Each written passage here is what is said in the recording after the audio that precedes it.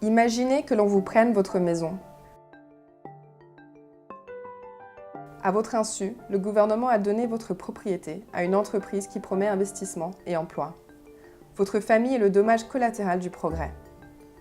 La première chose que vous faites est d'exprimer votre indignation et demander de l'aide, n'est-ce pas? Mais si vous habitez dans plus de 90 pays où l'espace pour la société civile se referme, ce droit fondamental ne peut pas exister. Expulsé de votre maison, vous recherchez désespérément de l'assistance pour redresser cette injustice.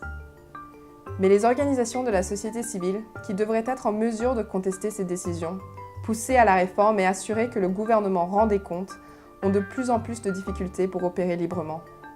Les exigences du gouvernement de certains pays en matière d'enregistrement et de levée de fonds font que leur survie est en danger. Ce n'est pas seulement à propos de l'accaparement des terres.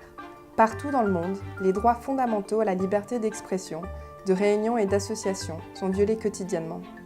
Des milliards de citoyens ordinaires sont incapables d'exprimer leurs opinions, manifester de manière légale ou joindre des organisations qui les représentent.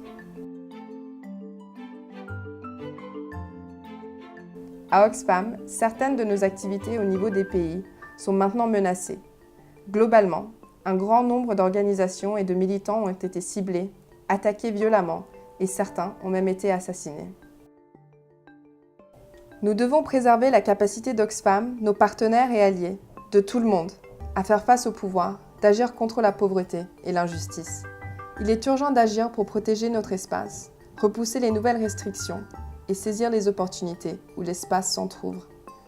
Nous devons prendre en compte cette dimension d'espace de la société civile dans notre travail. Sans cet espace, nous cessons d'exister. Un libre espace de fonctionnement est notre survie. Nous devons le célébrer, le nourrir et le protéger. Impliquez-vous, cela nous regarde tous.